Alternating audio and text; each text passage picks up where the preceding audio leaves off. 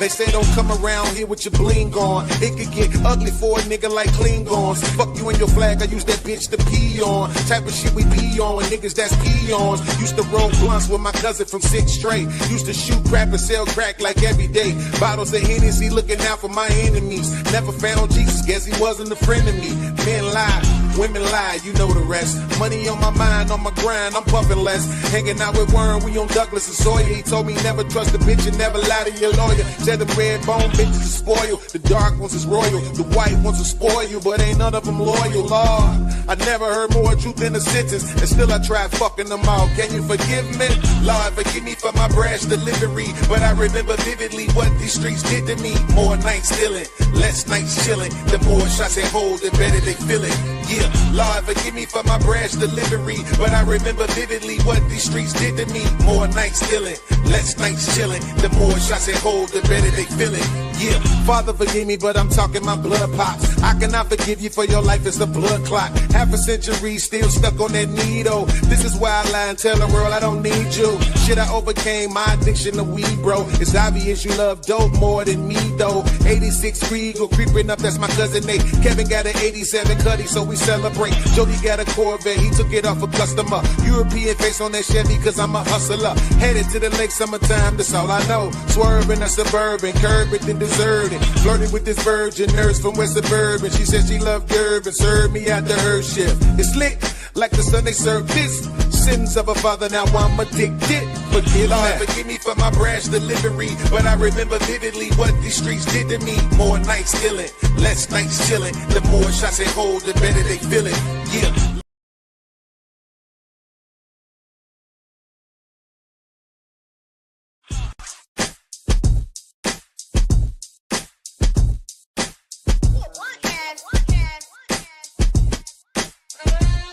They say don't come around here with your bling on. It could get ugly for a nigga like Klingons. Fuck you and your flag, I use that bitch to pee on. Type of shit we be on with niggas that's peons. Used to roll blunts with my cousin from 6th straight. Used to shoot crap and sell crack like every day. Bottles of Hennessy looking out for my enemies. Never found Jesus, guess he wasn't a friend of me. Men lie, women lie, you know the rest. Money on my mind, on my grind, I'm puffing less. Hanging out with Warren, we on Douglas and Sawyer. He told me never trust a bitch and never lie to your lawyer. Said the red bone bitches is spoiled. The dark ones is royal. The white ones will spoil you, but ain't none of them loyal. Lord, I never heard more truth in a sentence, and still I tried fucking them all. Can you forgive me? Lord, forgive me for my brash delivery, but I remember vividly what these streets did to me. More nights stealing, less nights chilling. The more shots they hold, the better they feel it. Yeah, Lord, forgive me for my brash delivery, but I remember vividly what these streets did to me. More nights stealing, less nights chilling. The more shots they hold, the better they feel it. Yeah, Father, forgive me, but I'm talking my blood pops. I cannot forgive you for your life, it's a blood clot. Half a century still stuck on that needle. This is why I lie and tell the world I don't need you. Shit, I overcame my addiction to weed, bro. It's obvious you love dope more than me, though. 86 Regal creeping up, that's my cousin Nate. Kevin got an 87 Cuddy, so we celebrate. Jody got a Corvette, he took it off a customer. European face on that Chevy, cause I'm a hustler. Headed to the lake, summertime, that's all I know. Swerving a Suburban, curb it then deserted. Flirting with this virgin nurse from West Suburban. She said she loved Durban, served me after her shift. It's lit, like the Sunday service. Sins of a father, now I'm addicted. Forgive me, forgive me for my brash delivery, but I remember vividly what these streets did to me. More nights stealing, less nights chilling. The more shots they hold, the better they feel it. Yeah. Yeah, ladies and gentlemen, welcome to the show. Welcome to the show. This is another episode of Flipping Tables. This is Tuesday night, and we feel all right. I'm honeymoon happy and peacock proud to be back in the building to have another intellectual conversation. Listen, that intro music that you just heard is our very own Beans. Yeah. If you know Beans, that is Beans, and I want to promote his music because we got to promote each other. And so, Beans, I appreciate you, man, for allowing me to use it as my theme of my intro, and getting your music out there for people to hear it. But yeah, that is a really, really good one. I appreciate that, man. But again, man, welcome to the show, Flipping Tables. Listen, do me a favor, guys. It costs money to run these things. It costs money to have these shows, guys. We're providing entertainment for you guys almost 7 days a week. So I need you, if you're watching right now and you're not a member of this channel, hit the join button down there and join and become a member of this channel. All right. Be a tither to the Church of BMU. Yeah, go ahead and hit the join button and join. All right. It's different things down there for you. If you want to do $2.99, $3.99 a month. Hey, any little thing helps to keep running this thing. All right. Running this show. All right. Also, if you want to give a super chat, do that. If you want to give a Cash App, that is also available to you. Scrolling at the bottom of the screen right now. And I appreciate everything you guys do. All right. Everything. Buy me a coffee. Send me a Cash App, right? Right. Yeah. Let's take care of the channel. Let's make sure if we love the channel, we come here and we watch it every week. Let's take care of it too. Let's send a little money in there and help this channel out. Help us continue to grow. All right. Something big is coming up. I ain't gonna say what it is. But when it hits, we worked very, very hard and diligently to get where we are today for Black Men Unfiltered. I remember sitting here by myself, didn't know nobody, didn't converse with anybody, just started this by myself. Sitting here with a raggedy microphone, didn't know what to plug up, didn't know what equipment I needed. And now we're here. And we're working, and our shorts are coming out. Our shows are coming out. All right. It went from me by myself, and then my brother and my sister-in-law coming on to help me. It went from that to having a show every week and turning this thing into a network. So guys, I worked hard to get here. Hey, show your boy some love. All right. So if you want to send a super chat, send that. If you want to join and be a member of the channel, that'll be amazing. Let me know when you become a member. If you want to get memberships for other people, you can also do that as well. But we are about to have a great conversation tonight. Listen, if you want to be a part of the show, you can definitely do that. You'll see in about 4 seconds, the link will be in the chat. We would love that you come up and have a conversation with us, intellectual conversation. I'm telling you right now, the sniper rifle is pointed at anybody who wants to troll because you'll be up out of here with a quickness. We're trying to have some decent conversations, some serious conversations with people who want to have the conversation. And for those who are listening, if they want to learn from what we're talking about. All right. We got Catelia in the building tonight. What's going on, sweetheart? We got Trey in the building. All right. We got Toy. The numbers are going up right now. We went from 7 to 12 real quick. If you in here right now, hit the like button. That is absolutely free. It doesn't cost you anything. To hit the like button. So hit that like button. Also hit the subscribe button. If this is your first time here, hit the subscribe button. The numbers of this network is looking amazing, guys. And so I want to continue to drive and be. Now, what I could have done is what some of these other content creators doing with no names to be spoken. But I've survived, guys. I've survived a lot of people that I've started with are no longer content creators. They quit. They gave up their channels. And I survived through a hurricane of change and people backing out and people not doing it anymore. I survived. I am here to provide this entertainment to you guys in every which way. We're gonna have some shows that's gonna ruffle some feathers. We'll have some shows that are gonna be educational, spiritual. We're gonna have shows. That's why we have the variety that we do. All right. So show the channel some love. Hit the like button. Hit the share button as well. Hit the subscribe button. Throw your boy Cash App for some coffee tomorrow. Or you can do a super chat as well to keep this channel rolling. All right, we are survivors. All right, now I want to bring up my co-host, my brother from another mother, the velvet voice of YouTube himself is in the building tonight.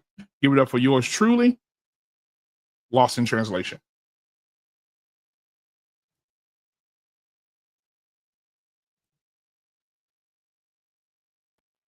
What's going on, man? What's happening? Man, hey, you got it, brother. If I had your hands, I'll throw mine in the trash. No, don't do that. I'll be cheating. How you been, brother? Good, man, because I hate to lose, man. I hate to lose. Oh, man. Hey, What's going on, we got so listen, we got the 7th ball-headed wonder of the world in the back as well. I'll wait till he turn his camera on. When he turn his camera on, we'll bring him up. Cool. But yeah, he's the ball-headed 7th wonder of the world. He's in the back right now. Coach Ferg, I'll bring you up when you turn your camera on. But guys, again, if you want to join the show, the link is in the chat. Let me go ahead and pin it up to the top. Let's see. All right, it's pinned at the top. All right, Mr. He says, first one in the building, man. I appreciate you so much, my brother. Mr. He said, $2 super chat, man. I appreciate you so much, man, that I'm going to go ahead and give you a little bit of this Hulk Hogan praise and worship. Here we go. Whatever you need, whatever you need, whatever you need.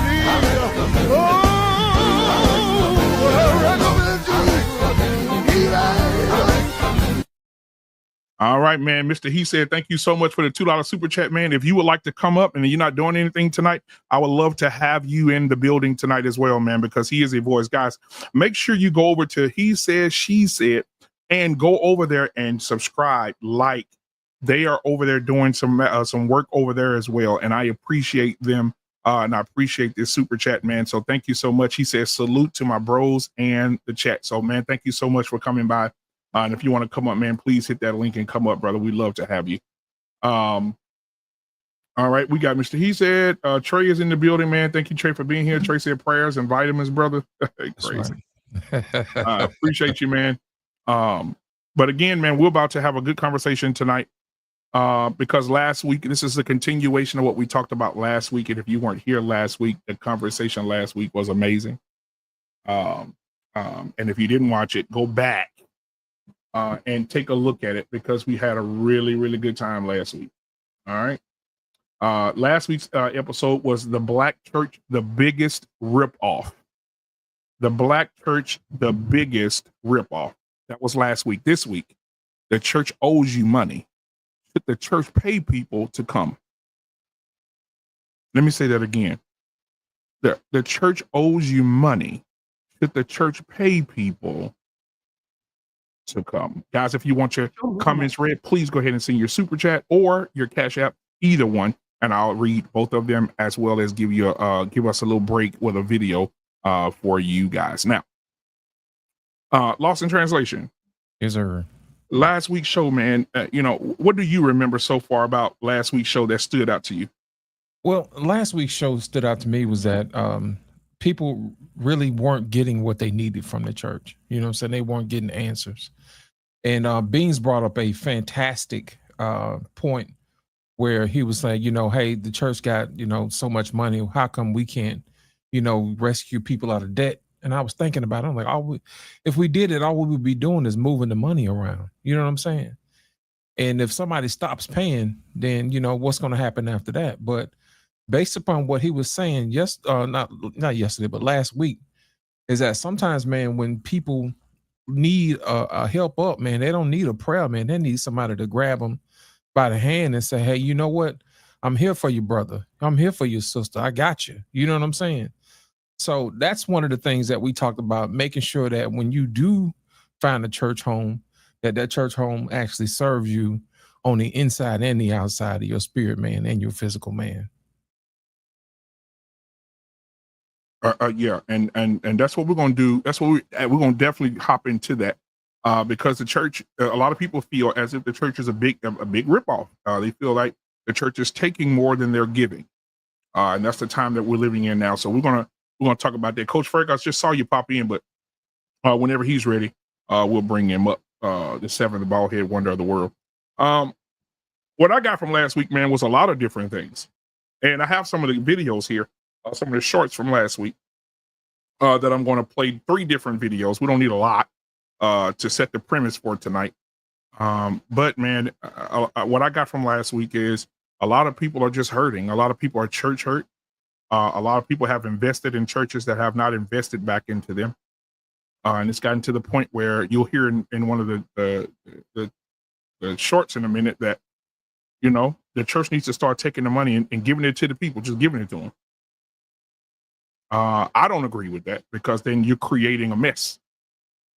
It'll be a huge mess. Yeah, if you decide who gets what and when, Yes, sir.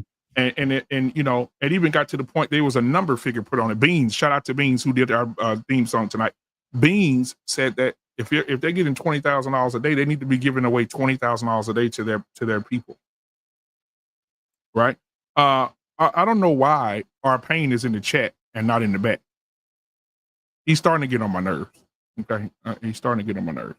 But yeah, I don't know what he got going on over there. But yeah, so that's I think there's a duality there, but we're gonna have a conversation tonight. All right, we're gonna have a conversation. So we're gonna bring up the 7 ball headed wonder of the world in the building tonight. Coach Fergus in the building. What's going on, my guy?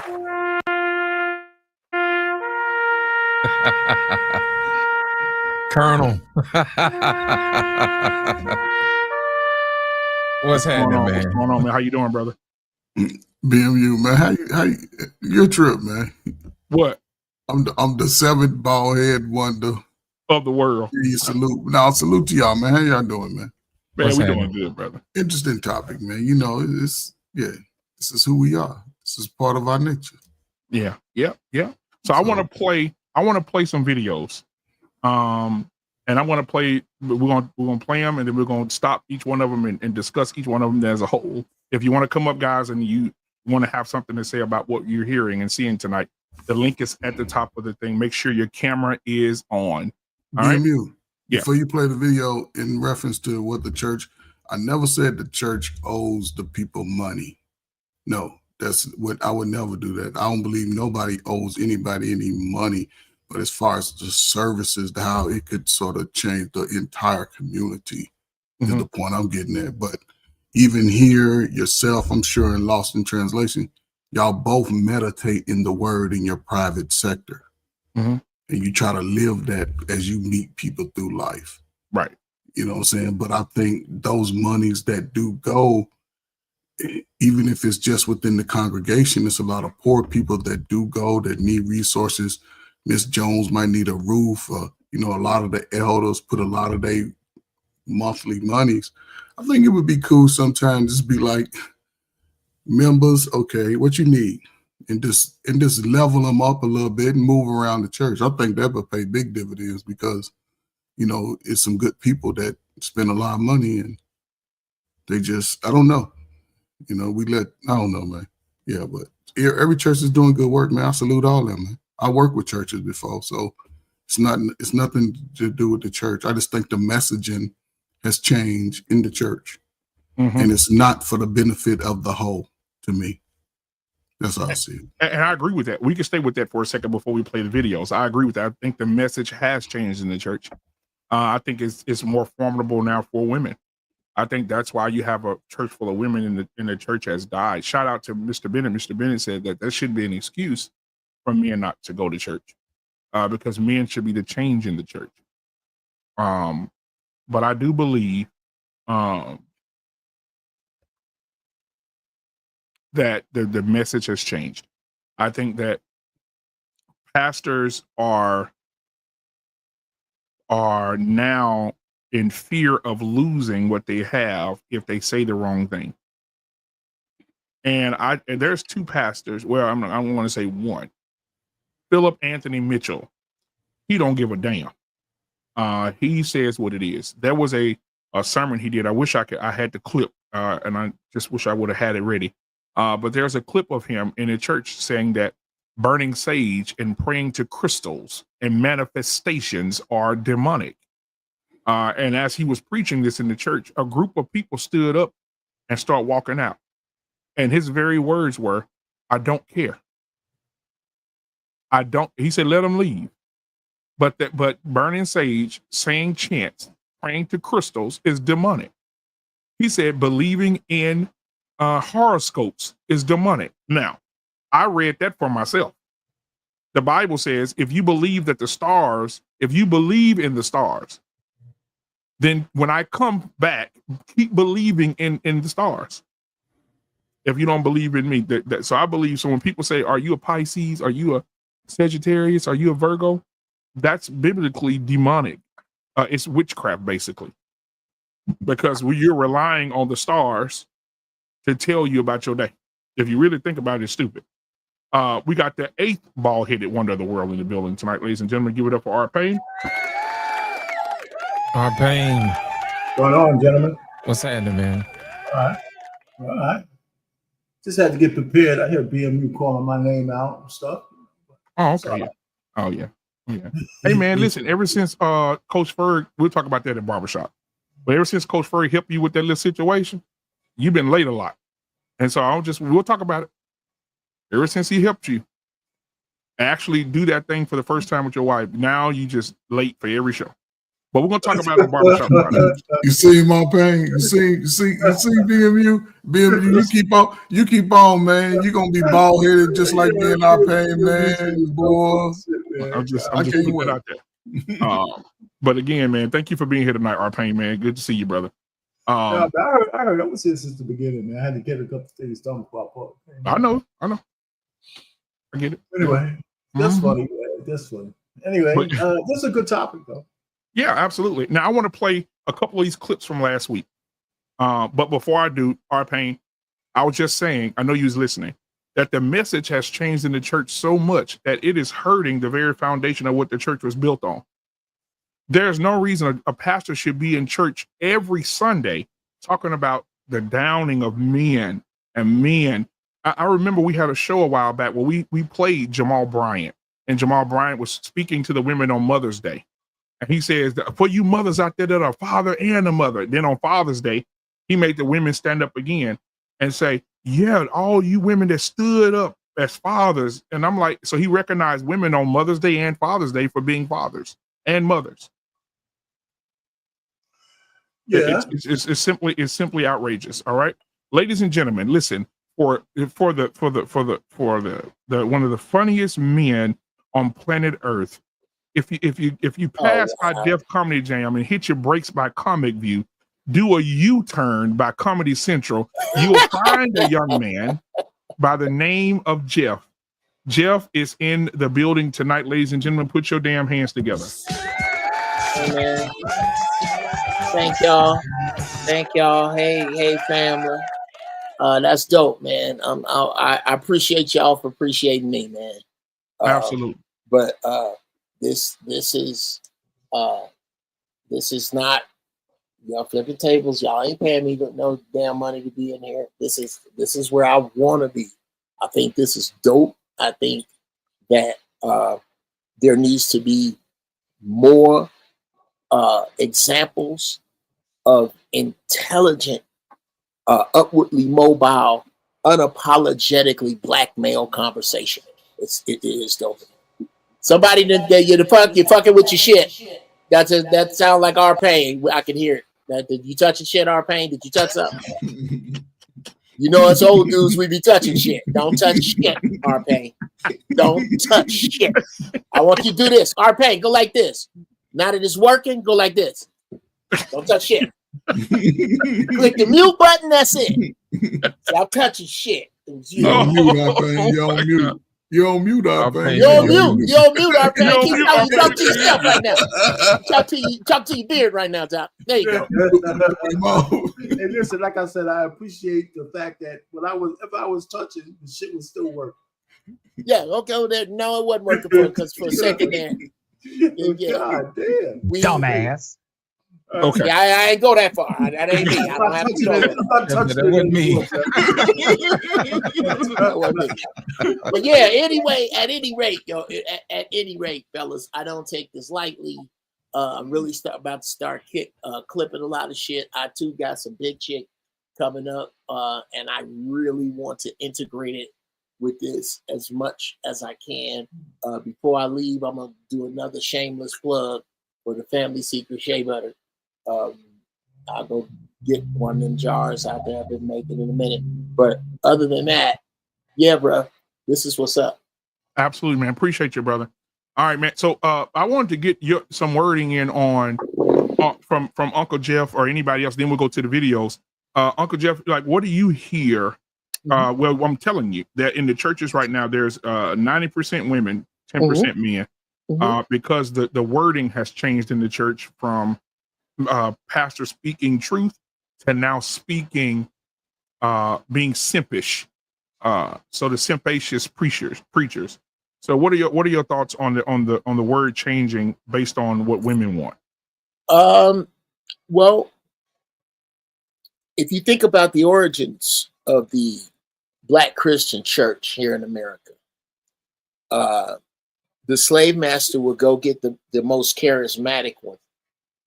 And if they let him read, they had a Black slave Bible, they would let him read. But they never went and got him to be charismatic, to draw men in. He drew men in, women in, and the women drew the men in, like ladies night at the club. The reason you don't have it now, the reason there's an exodus of men now, is because in the analog days, and especially because it was in Old English, the fallacy was that there was a lot of knowledge and wisdom to be gleaned from the King James Version of the Bible, and men hovered around the knowledge. They hovered around the science. The men like to think. They might not like to talk that much, but we sure like to think. As knowledge became more open, as the sentence, one of my favorite sentences, maybe not a lot of people hear it the way I say it, but a lot of people know. There are two things that no Bible has in it: white people and original words. Every syllable comes from somewhere else. When we started to know that, when we started to, okay, wait a minute, the Bible only covers 6,000 years. The DNA footprint of the Caucasian male is only 6,000 years. These are things that have become common knowledge. So you can't remember what magic is. Magic is science that the observer does not understand. That's all science is. That's this. This is a magic trick. Because little kids don't understand what I'm doing with my thumb. They don't understand. I'm just putting my thumb here and sliding it so it looks cool. But it's magic because you don't understand it. As we became more understanding, as we got into the knowledge that Jesus ain't the first one with the Jesus story, the letter J is not 2,000 years old, that shit adds up for a man. I'm not here for feelings. I'm not here. She here to run around and show everybody her drawers. She here for the fashion show. She's here for all of this emotion-driven shit.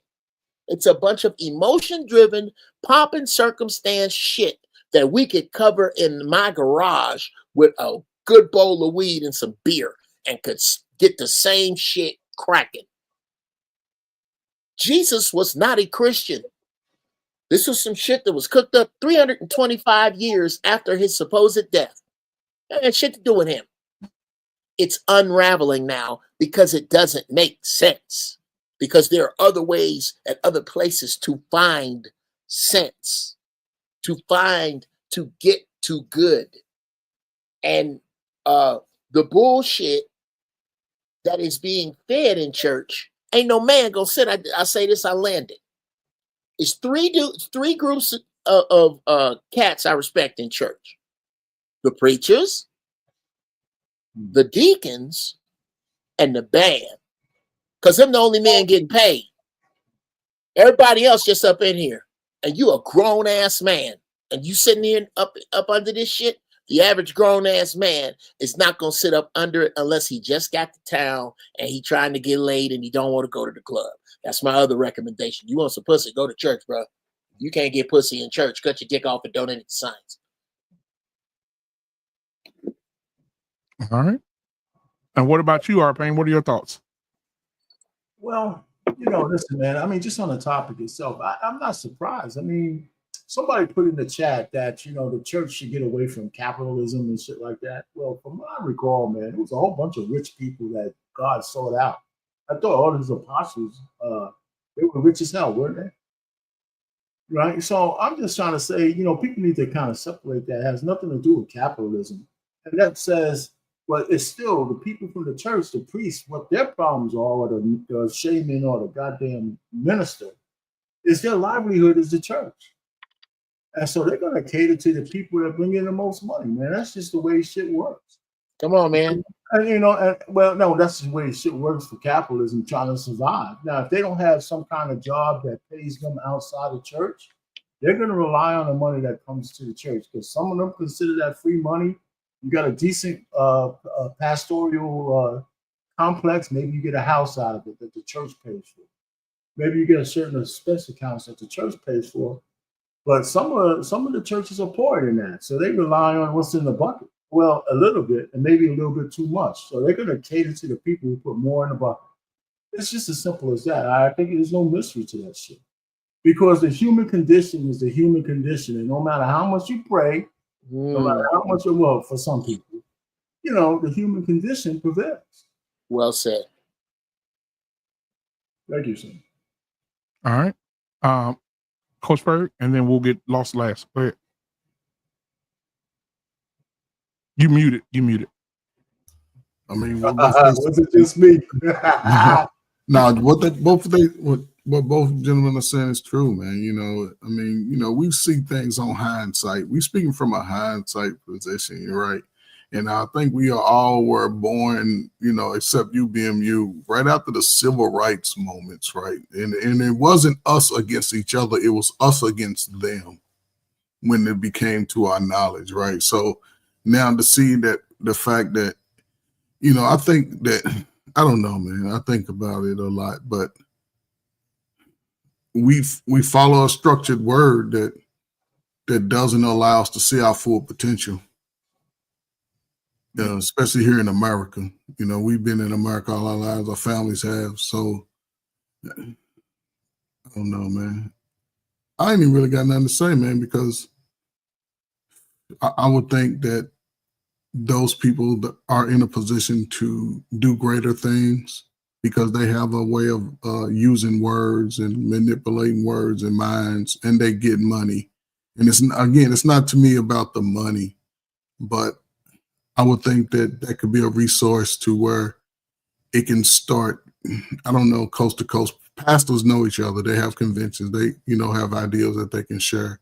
And just create it like almost like a Black Panther thing, you know, just serve sometimes just Miss Jones on the draw, even if you draw the money out of the hat. So make people sort of whole is all I'm saying, because those people dedicate money and resources in their lives. And I think it would help the church grow because people would be more motivated and work with the young man. You know, I think the church needs to have a word for young men to just, you know, be strong, support themselves, deal with the traumas. But yeah, it's a lot, man. I can go on, but you know, the women need to hear the word that allow the young man to get with the father at some point, get with these fathers. Too many young brothers over the last 30 years didn't grow up around a man showing, and it's showing right now in their 30s and 40s. I think brothers that pay attention right now, like Joe say all the time, in the next 4 years, they got a chance to be great. The ones that still want to play victim, they're going to struggle because they making everybody be accountable in America today. That's why you have to get a real ID. That's why everything has to be accountable. There's no more handouts or welfare. All of that's going away. So you're going to have to get out here and pick a career path or create your own. But brothers are getting it. And I appreciate that for the brothers, man. So that maybe they'll find God, maybe they won't, but it's already in them. So as long as they do things righteously, it'll pay off in the end. All right. Last but not least, before we get to the videos, man, Lost in Translation, what are your thoughts on the culture, the temperature of the church, and what you heard from the brothers so far? Yeah, I like what they said, and I want to add my piece in it. You know, my favorite saying is, man, we wrestle not against flesh and blood. You know what I mean? And as men, we're supposed to be protectors and providers. Here's my thing: we can protect our family from intruders who are of a physical nature, but who's teaching men how to protect their families on a spiritual nature? Nobody is arming men with spiritual warfare. Believe it or not, when I'm late at night, I pray for you guys, because I notice one thing is that prayer works for those who pray. And my thing is this: when I was younger, man, I can vividly remember my grandmother, my mother, and everybody else praying for me coming up. And I thought about it. I said, how many guys who don't have an opportunity for somebody to pray for them, whether they know it or not? Sometimes you have to pray for people, man, even when nobody else prays for them.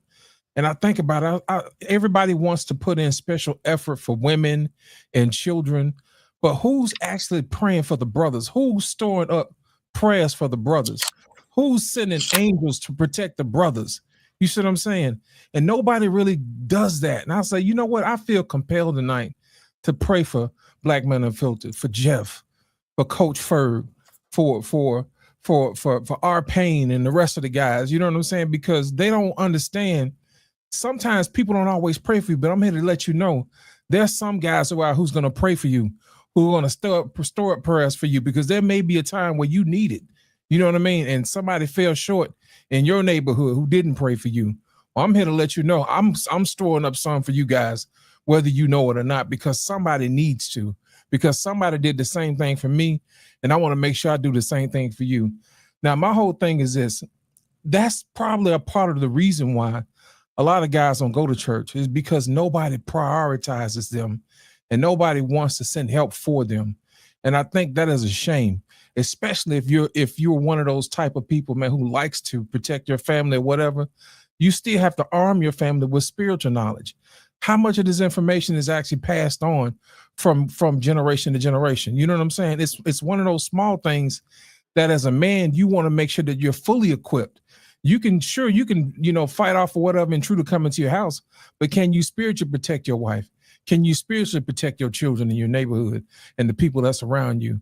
And a lot of times, man, our only example of that is when people tune in to see us from time to time, and they can get a little glimpse of God from time to time. So, those brothers are right.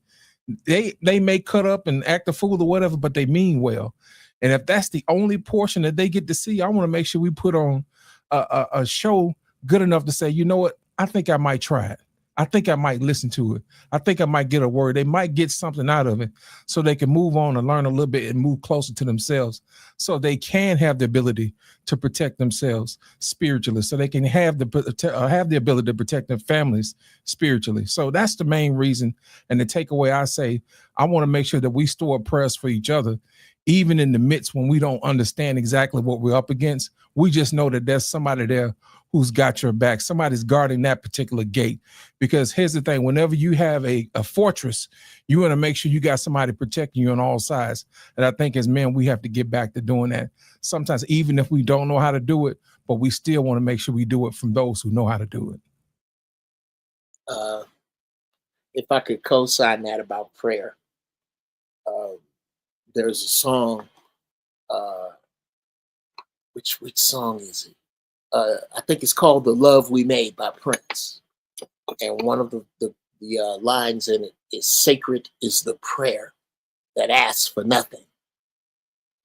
And I believe in ambiguous positive prayer.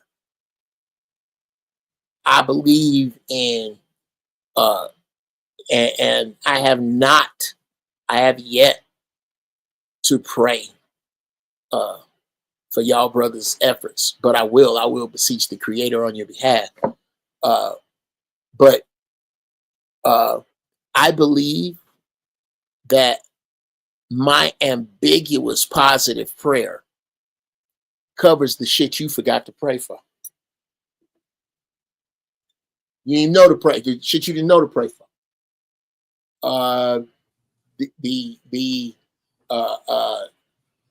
My positive energies. You know what? Look here. I don't want to see Bean's face no more until I get my music. Damn it. Well, Anyway. if you didn't know any better, Uncle Jeff, tonight when I started the show, my theme music for my intro now is Bean's song. I didn't know. I wasn't here for that. Here, yeah. And you know what? I'm not giving Beans no more credence or kudos, because I'm arrogant, especially when it comes to music. Music is like my lady. When you disrespect music, it's like you disrespect. I get the same energy as you disrespected my lady. And y'all had gas Beans up and how good he was, and I was like, all right, Lord, I'm gonna be courteous. I ain't going because I grade really hard. And I heard his shit, and my only grade was mix. Nigga, you know how hard it is to get that from me? And then for me to get my nigga, y'all niggas got to hear this shit. I'm trying to tell you, this dude here rap like a grown ass man over dope ass beats. I dig him, blah blah blah blah. And then I'm, well, where's his music, nigga? I don't know, on his hard drive. I don't know shit.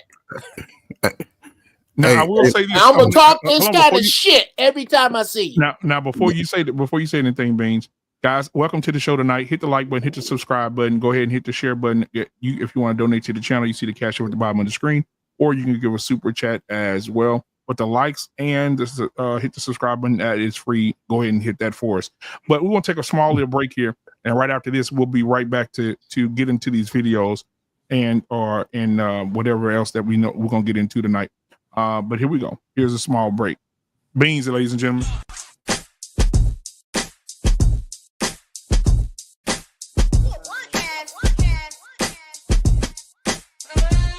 They say don't come around here with your bling on. It could get ugly for a nigga like Klingons. Fuck you and your flag, I use that bitch to pee on. Type of shit we be on, niggas that's peons. Used to roll blunts with my cousin from 6th Straight. Used to shoot crap and sell crack like every day. Bottles of Hennessy looking out for my enemies. Never found Jesus, guess he wasn't a friend of me.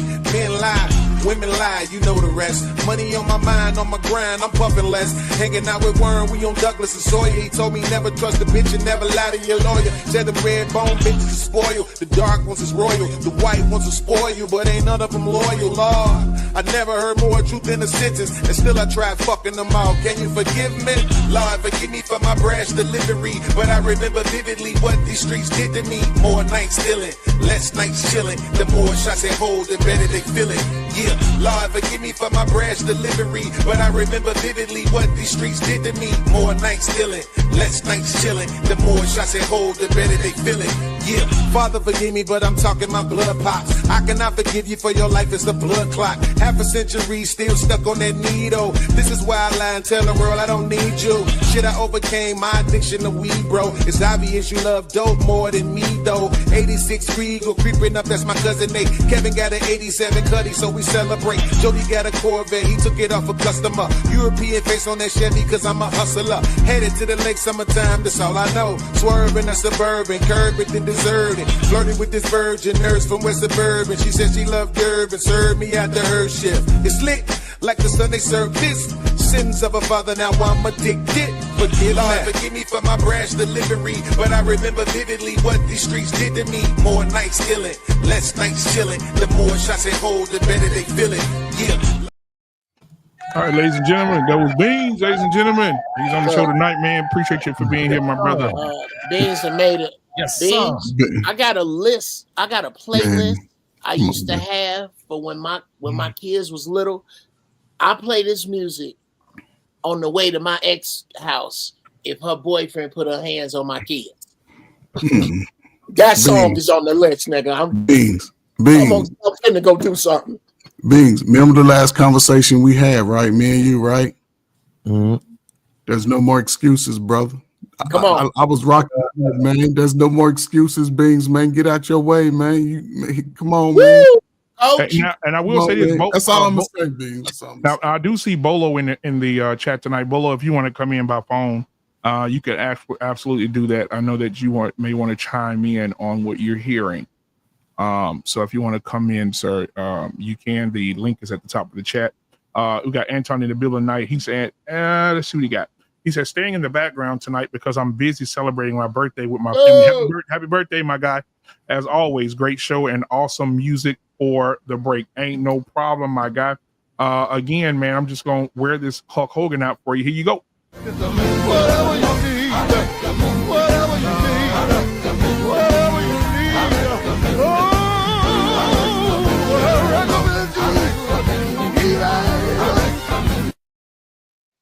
All right, man. Okay, listen, don't start. Please don't start tonight. I can't. I'm not playing with y'all. Okay, leave me alone.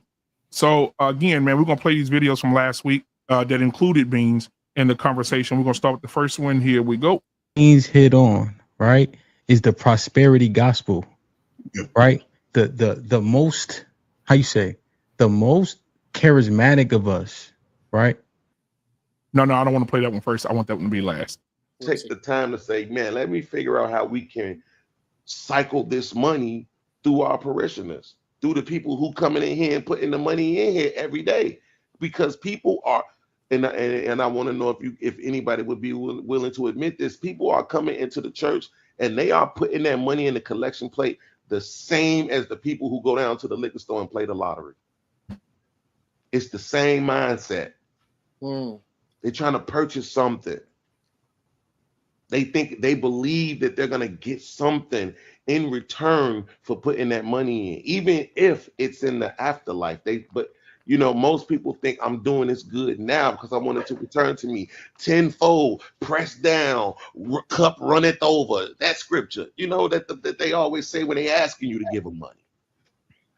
People believe that, but when is the church just saying, "Here go this money every month. We donating this money to one of our parishioners every?" Like, it's not happening. Beans, to answer your question earlier. Okay, yeah, go ahead. Answer the question. Then we're gonna get. We're gonna bring Welcome to the show, DJ Ham. Yeah, we're gonna bring Hamp in. My thing is this: that you said that was one more thing that the church couldn't do. Well, the church don't build airplanes either. It says Bill Winston has over 20,000 members. Now, I don't know if they all are brick and mortar members, right? I know the church did hold a lot of people. I don't know how many it actually held in the building, right? But let's just look at that, right? It's 30 days in a month. I'm just going to say on average, his members donate $30 a month. I'm going to just say that. So that's $1 a day, right? We know they do more than that, though. But that would be $1 a day. 20,000 people giving $1 a day. Is my math correct, Hamp? Is that not $20,000? Yeah, I think your math is right. So he could literally be giving each parishioner $20,000 a day. All right, and then the last one can see through the BS though, right? One thing Beans hit on, right, is the prosperity gospel, right? The most, how you say, the most charismatic of us, right, can see through the BS though, right? If you, because Beans, right, how he thinks, right, almost to a fault, right? He get, you know what I mean, right? How he process information to a fault, Beans, to a fault. And so then he looking at it and say, "Oh, this don't make no sense." How many of the brothers, right, that have influence are saying this doesn't make any sense, right? And now the church is 90% women, and the pastor clapping cheeks left and right, boys and girls. It seemed like, right? So it's lost. The impact, and then you don't have the brothers there anymore. So I just wonder, like, what has been the effect, and how long do you get to coach a team that's taking L's? Because we always put the church at the top of our community, and we've been taking L's since what, 1970, 1960? And so at what point does the church now got to say, you lose your coaching job? My bad. All right, there we go. So and so I guess we'll plan our seat of discussion starting there. Beans, so hearing that from last week and this week, are you standing firm on what you said? You want to add or deduct anything from what you said last week?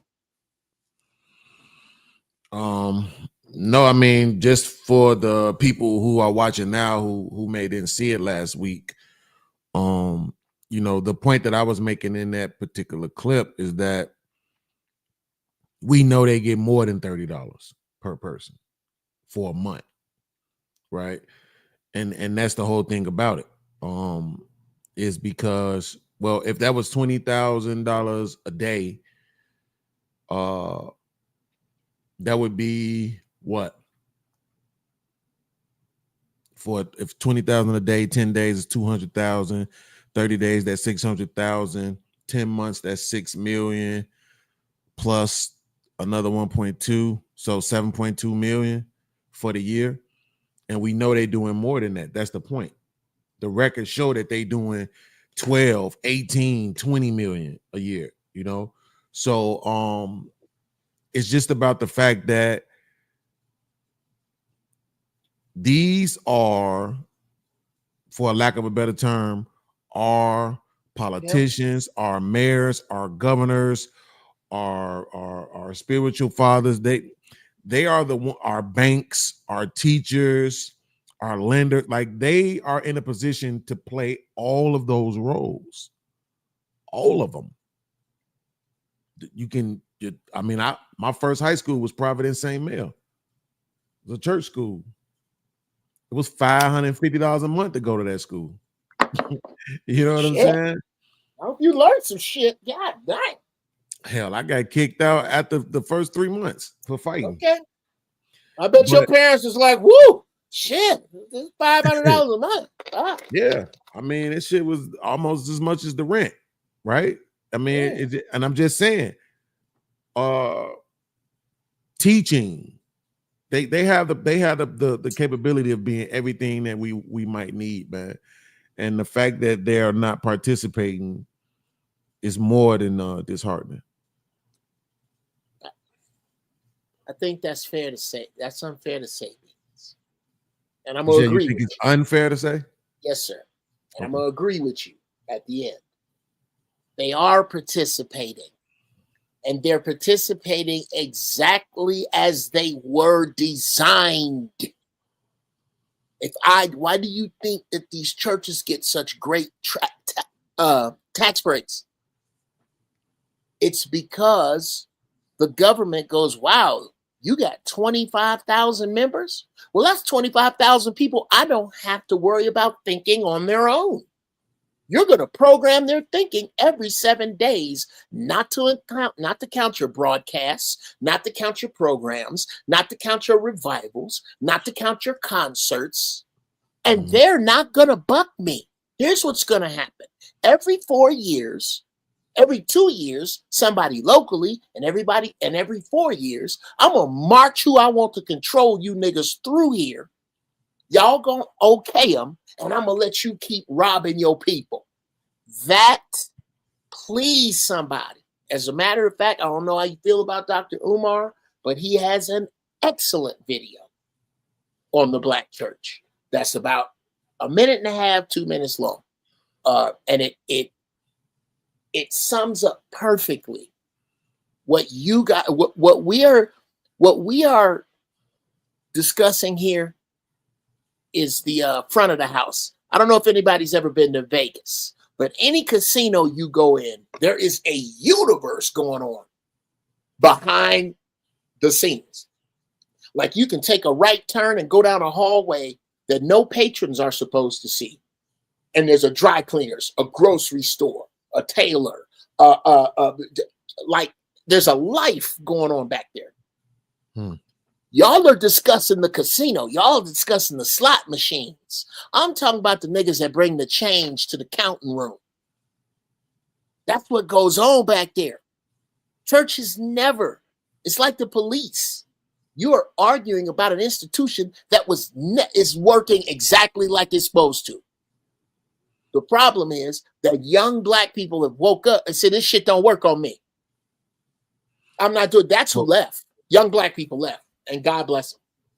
Well, yeah, but that's the point about. I'm not like debating.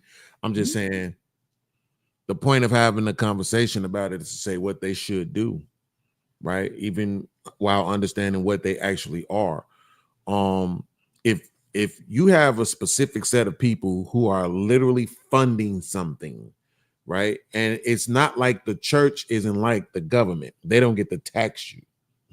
You have to give them your money, right, willingly. You see what I'm saying? You have to for the sake of argument, you have to walk it in there. And thank you for your love offering, brother. You know what I'm saying? I beg your pardon. It's not like you just get your check and all of a sudden your offering and your tithes is already gone, right?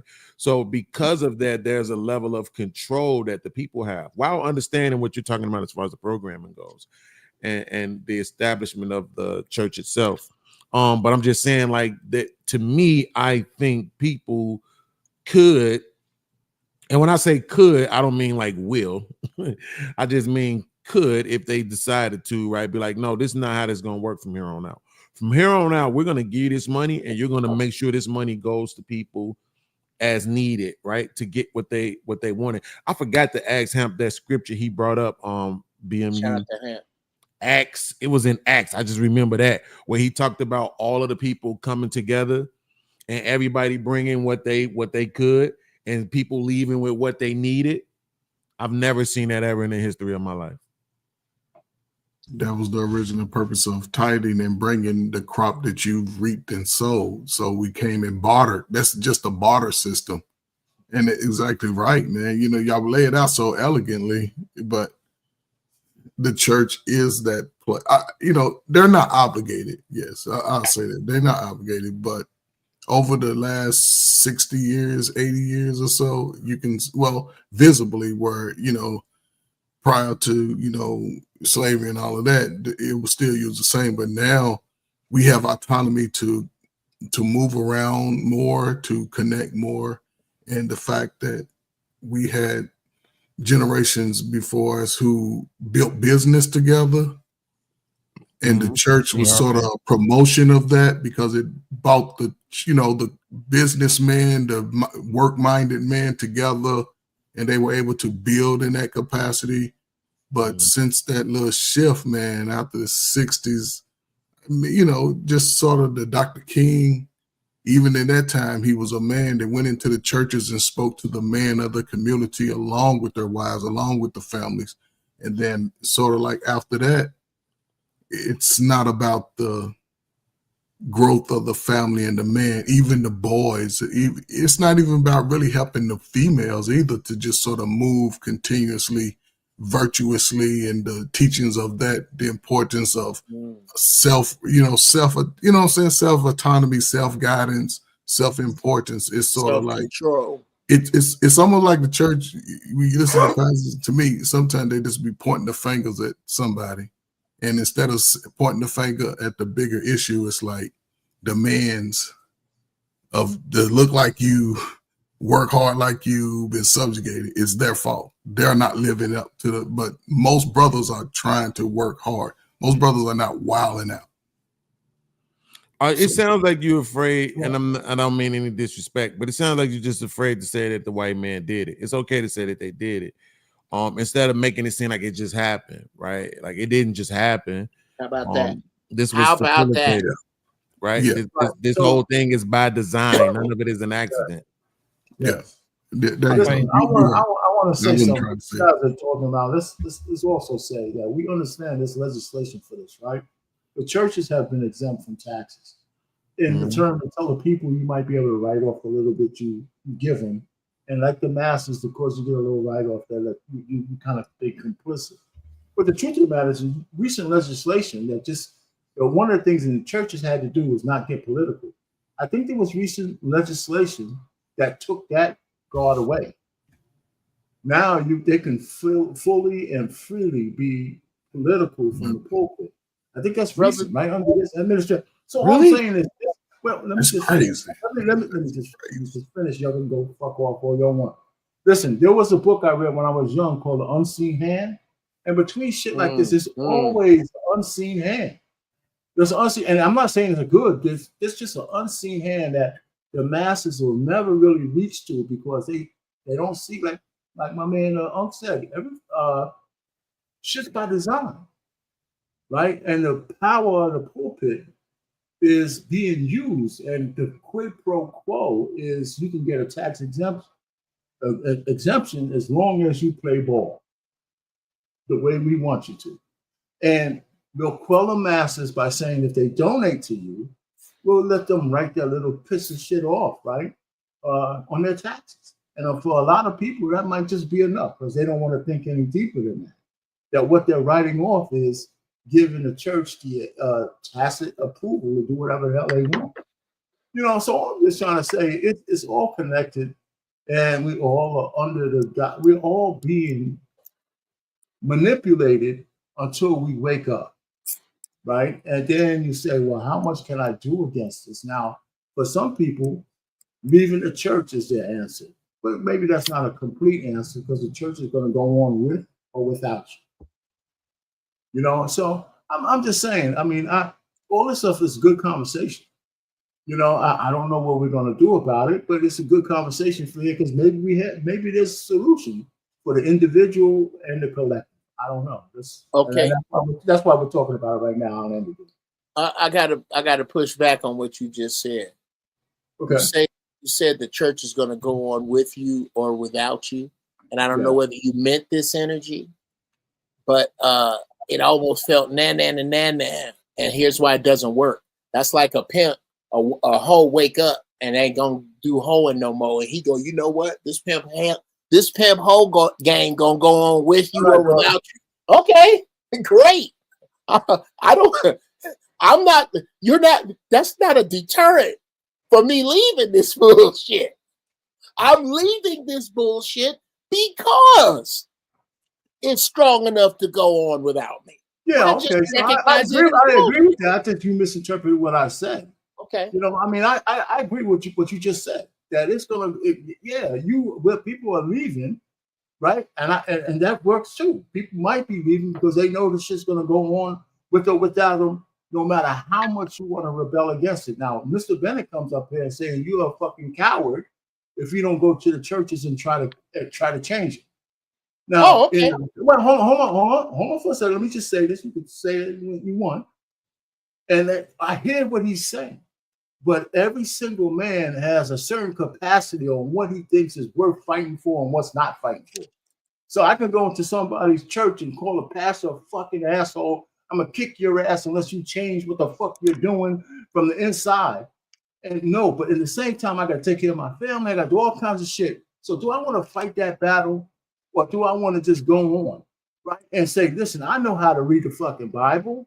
I know how to take control of my house, whether I'm in that fucking building or not. You know, I know mentors. I got a couple of buddies, they're well into the church. We talk about the Bible all the time. Do I gotta be there and listen to this bullshit from the pulpit? Or can I go ahead and get some spiritual shit and try to guide my... So you gotta pick and choose your fucking battles in life. That's all I'm saying. So, so I don't disagree with what you just said. I'm not saying because I'm giving them a pass. I'm just saying, you know what? Why do I want to fight that shit when I know I can have a full life and believe in God and everything else without putting up with that bullshit and burning all my emotional currency on trying to change motherfuckers that don't want to be changed? That's all. Oh, yeah. Okay. I can smoke a bag of that. I just I like to say Anissa says God's church will go on with you or without you. Well, you let me know where God's church is, because that's why I left church, because I went looking for God and I could not find him. You know where I found God? In my tears, in my work, in the need of other people, and I hear his voice tell me exactly what they need, and I go give it to him, and they confirm the number that he gave to me to them, and I didn't speak to him. In the hand of my grandmother when she pushed my head out the way, and right when she did to chastise me, a bullet came and stuck in the wall where my head was. I got 100 of them stories. I can tell you right where God at right now. I tell you where God is right now. He right here right now because we talking. And it's the very premise of Shameless Plug, which is coming back very soon, the First Church of Holy Shit, where I am the pastor. Somebody fucked up and told me God was everywhere. So I pray from right here. Save me 10% and I never miss a game. The church is a hustle, and it always has been. Yes, it's done good. Kind of like cops that'll climb a tree and get a cat out and then go over on the next block and beat a brother to death. Yeah, church's always been there. But again, the Bible got truth in it the way Kool-Aid got water in it. It's just one of the ingredients. Truth is an ingredient in religion. Its core purpose is control. And everybody likes to high hurdle that. The reason that you have a church that sits in one spot and the choir wears one color and the usher boards are in the kitchen this week and the Bible was put together to control the masses. Everybody gets in love with how they feel about God and ignore that. God was here long before a Bible. God was here long before religion. Jesus had no religion. Religion is some of y'all shit. And I tell you what you're doing right now. I tell you what this conversation reminds me of. What these debates remind me of. She passed away. She just died. I had a dog, Marley. She's lived to 10 years. She was American Bulldog, pedigree dog, bought her from a groomer. Very protective, very smart, very loyal, knew my family from other people, didn't have to train her on no kind of protection. You come in my house, nigga, that's your ass. And she was not playing. But no matter how much I trained her, no matter what I fed her, no matter how many times I took her to the vet, no matter how many times I took her to the groomer, no matter how many times I played Frisbee with her, she, for the life of me, would never do my taxes. Do you know why? Because she was a dog. The church is what it is. It's what it looks like. It's exactly what it looks like. Go fuck your mom's dog, Viper 235. It's exactly what it looks like. Stop acting like it's something else, fellas. You've been bamboozled. You've been played. Here's the real truth. It ain't a nigga on this panel closer to God than any other nigga on this earth. Not one. Beans was not any further from God when he was incarcerated than a bishop is praying. But that's the dirty little secret that they hustle you with.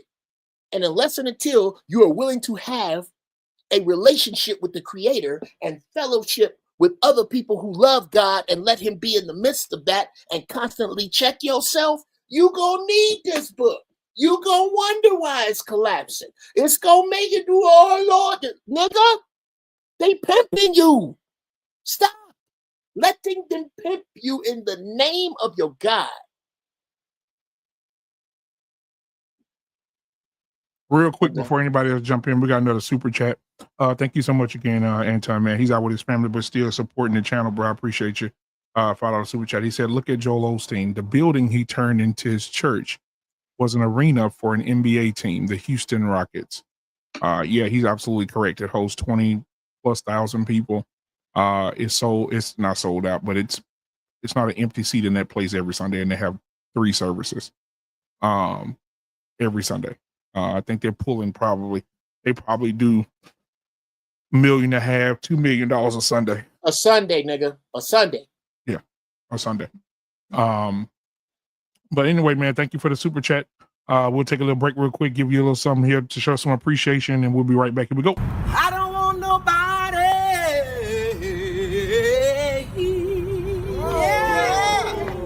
fucking with me in these streets. I don't want nobody fucking with me in these streets. Come on! I don't want nobody fucking with me in these streets. Oh! Ain't nobody got time for that. Ain't nobody got time for that. Ain't nobody got time for that shit. All right, and that's how. All right, man. Appreciate you, Antoine. Appreciate you. All right, man. So let's get back into it. So anybody want to address anything? Well, I ain't gonna say anybody. Yeah, I wanted to jump Lost in translation. Yeah, the floor is yours, sir. Yeah, here's the thing. I like to give things its proper perspective, and to make sure that we level things on its own playing field. I want to make sure that when we talk about certain churches, we're talking about the church that we really mean to talk about. When Beans was talking about $20,000, per person, bringing in on Sunday 20,000 people, that's $1 a person. That's on the Joel Osteen level. Most smaller churches only bring in maybe about $300-$400 a Sunday. Yeah, you know what I'm saying. So yeah, I think that the reason why I say that is because my granddad was a trustee and a deacon, and so he used to take me up there when I was a little boy at the end of the church, and when they were not at the end of the church, but once they did collections, and they would bust open the little envelopes, I used to help them do that. And on average, most people would only put in $1. Sometimes people would put in change. They weren't putting in $100 bills like y'all think they are, because you have to remember the people that they're getting this money from are poor, just like everybody else. So if you think about it, on the average demographic of the population of the church are women. And most of the times they don't put a whole lot of money in church because they got kids to take care of, and families to take care of. So that little bit of money that they put in there is that little bit of hope that they need to move on. And sometimes they don't put a whole lot of money in there. Now, true enough, you'll have people who are well-to-do, throw $100 bill in there every now and then, but that's very rare. But on the average, the normal person only puts $1 in there, and if that, most of the time is usually changed. So, depending upon the size of the church, and depending upon what that church is doing, it only benefits the church when they have a surplus. And sometimes when they do the mortgage, they may not be able to cover the mortgage for that particular month because there was a deficit because they didn't take in that much money. So that's the main reason why they have little revivals or whatever to make up that difference, so they can use that to pay for the mortgage for that month. So that's the main reason why they have those smaller little events, church choir events and stuff like that. So, and then every now and then, if they have a little extra, they'll save up for a pastor's anniversary or something like that, just to show appreciation, because most of the time they're taking L's. So every now and then they'll have something big, and they'll have, people come in, larger people to come in to speak, and they'll set that money aside for rainy days. So I just want to make sure we put everything in its proper perspective as far as what's really being brought in versus the perception of what's being brought in. Just letting you know, I can't sit here in good conscience, not say anything, knowing full well that the churches ain't bringing in money like that, especially coming from poor people. Okay. Let me know when it's my turn. I really got about 50 pounds of problem with what you just said. Go ahead. Okay. And with love, brother, with absolute love, the small churches do the most damage. Because when you take this, and that's why I have this video queued up. Do you know we were talking about the same thing as the difference between a working man and a bajillionaire that go to divorce court? When Michael Jordan went to divorce court, I think Juanita got 180 million out the gate, some crazy number like that. Do you know what he said while he was writing the check in court? I'm not going to miss this. That's different than the dude that just got laid off at UPS and is now going through divorce, and his wife is taking half. That little money that woman gave hurt her a lot more than the baller that threw 100. Now multiply her hope, which, by the way, hope was a dirty 4-letter word when my kids grew up. Hope is for shitty planners. That is, you're feeding the hope of a person who obviously is not in a financial position to think and move better. It's worse, brother. It's worse. I don't, and I'm not casting no dispersions on the goodwill of your father and the brothers like him. I'm talking about the game. They were in good standing and in good conscience, just playing the same game on a much smaller level to much more vulnerable people. That's why you have 76 storefronts in big cities. You can go down certain streets and find 15 churches before you can find a church's chicken. Because they're all playing the same game on a lower level. And the ones who can figure out how to play it on a higher level, they get invited into these church circles you're talking about, into these church revivals you're talking about. That's a money circle. That's a big money circle. And now the common man don't have money no more. Church was where the common man dropped his money off and where the millionaire did on New Year's Eve, because he got to dump this or give it back to his uncle. I've seen Magic Johnson with my own eyes 4 times on 4 different New Year's Eves give $1 million to the West Angeles Church of God in Christ at 11:30 on December 31st. And forever and ever, Bopper, forever. I've seen him do it. This is what's happening. And I was going to stop right there, but Bopper likes it when I talk. So here's another 30 seconds for his monkey ass. What you are looking at is a system woven. The church is that this separation of church and state has never, ever been the truth. It's been a facade for the parishioners. That ain't got shit to do with the politicians or the preachers. Nothing. I don't know how much more of this you need to hear before your heart is broken enough. And again, bruh, play that Umar video. All right. Give me just a second. Chicken wings for that money, even though they was no good. But you do get something for your money. But when you put your money in the church bucket, what do you get back? Hope in a future after you die. And my position on that, if I have to die to experience heaven, I don't need that religion. Anyone who tells me that I should be content with accepting hell on earth when the white man has his heaven here, and the Chinese man has his heaven here, and the Arab and East Indian has his heaven here, and they're even building their heaven in my ghetto, and you're telling me I got to die in order to experience what they are getting right now? That's a religion I don't need, because that's a religion for servitude. And so we have to put the black church to task and ask them, what are you doing without Jesus money? Let me tell you what they're doing with your Jesus money. Every black church in America has their money in a white bank.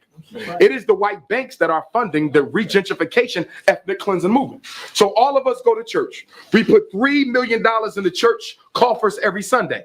$3 million goes to a white bank every Sunday. And guess what they do on Monday?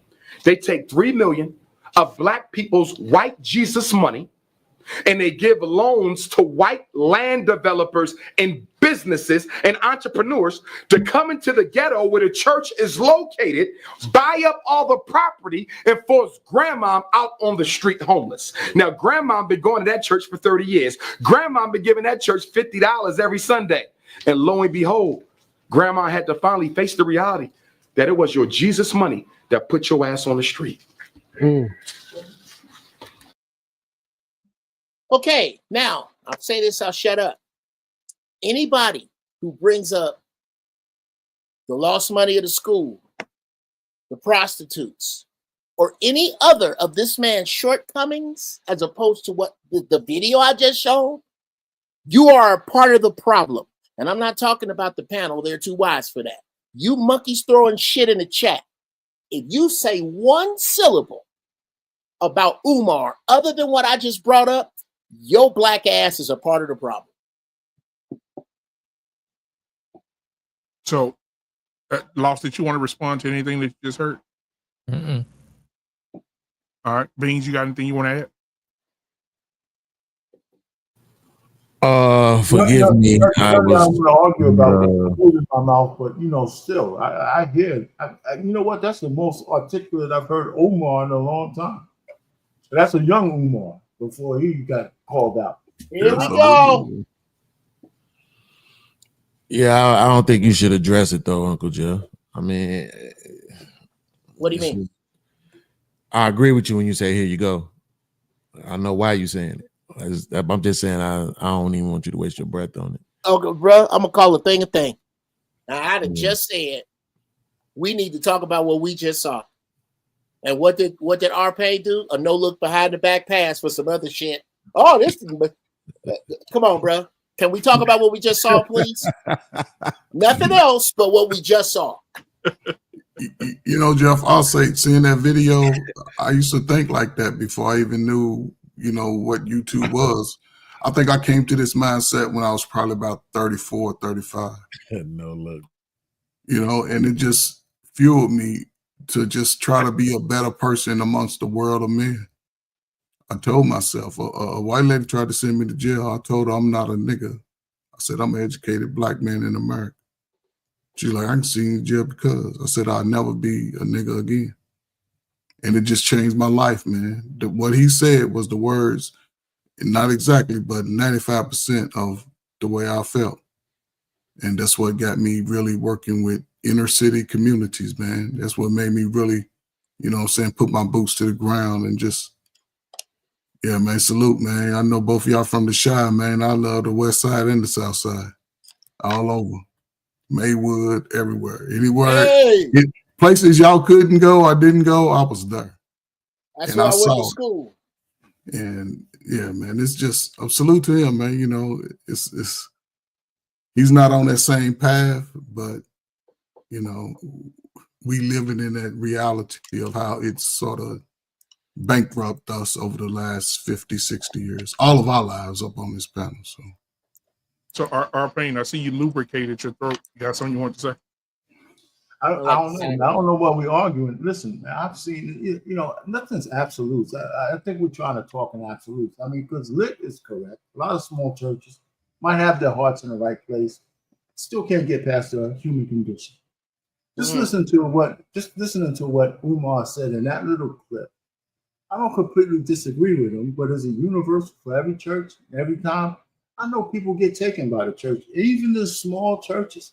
My aunt, my only anecdotal experience is she came into some money with my grandfather, but she was dedicated to the church. Fucking pastor took all her money. We had to take him to court to get that shit back. So you know, I'm sitting back and saying, but I didn't cast. I just brought it up now, but I don't cast a dispersion on every church that every minister is going to do that. That particular church did, and we had to fight to get that money back. You know, I lived long enough to see a lot of little shit, right? You know, and I thank God for that. But I've been around for a while. I've seen a lot of fucking shit, man. You know, so that's all I can say. I'm not saying I'm better than anybody else, but I've been through the goddamn paces. You know, so let me just say I'm not right all the time, but I've seen a lot of shit, and I've guarded myself from making blanket statements on everybody based on what I've seen, because I know it's not universal and it's layers to almost every goddamn thing that we live through. And I'll just land it. But it's okay. I think. Well, I don't know what you mean by blanket statement, but I think one of the things that frustrated me when I was in school, and the first time I heard the word absolutism, I was in philosophy class. And from that moment on, I understood the difference between generality and absolutism. And I don't think a lot of people do. It's okay to speak in general. It's how you move conversations forward. I agree. Right? We can't judge every individual person, right? Our Payne bald head in the mug, Jeff bald head in the mug, Ferg bald head in the mug, Beans bald head in the mug. See how long that took? If I could have just said, man, this panel got some bald head ass niggas on it. It don't matter that BMU got long hair. Four of us bald head in the mug. We know for sure. We don't know what Lit got going on. He got a hat on. But four of us, which constitutes the majority. You see how it's okay to speak in generalities? Okay?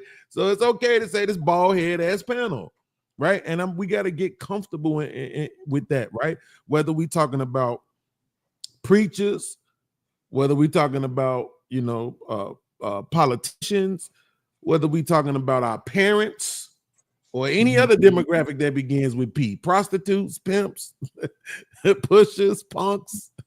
You know what I'm saying? Whatever. We got to be okay with that. I'm telling you, I had my apologies, BMU. I had to step away for a minute. But I want to say this, man. It's a church called Mount Calvary. Yo. This is probably not, this one on the west side. Oh, okay. Yeah, it's a lot of them called Mount Calvary, right? I'm talking about the one out south.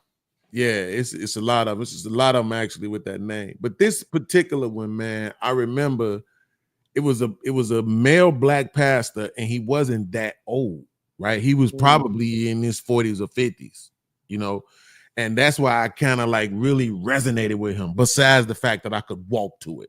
Literally 3 minutes, you know what I'm saying, from my doorstep. And I remember this one day I went there, and it was the whole BMU. What's the pastor's name who was the one who was on camera saying close the doors? Marvin's Sapp. Yeah, Marvin. This was that. but we talking like Close the 99. doors. This is not even probably not even in the 2000s when this happened. It's probably like 99 when that happened, right? Ushers, you know, if you're giving 20 and up, walk on this side and all of that. And that really bothered me, bro. Really, it just I'm sitting there thinking in my mind, like, so if I got up right now and tried to walk out, these people supposed to try to stop me.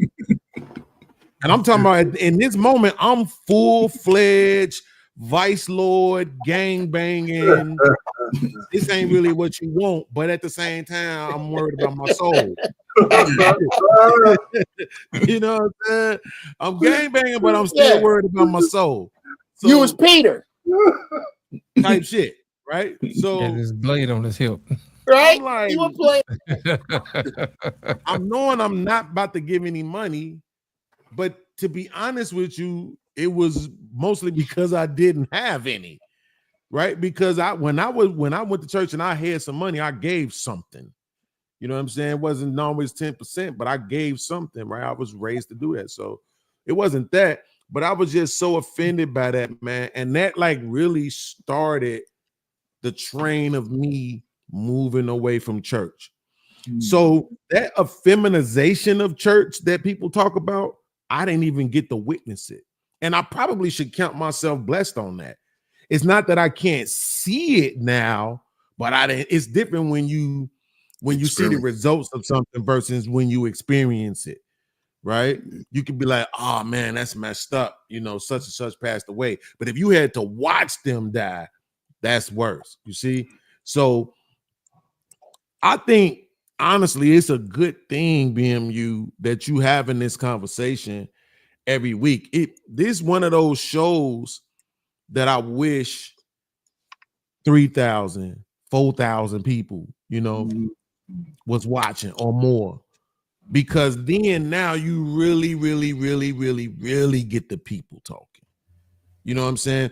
It's because I think about it like this, and I'm gonna land.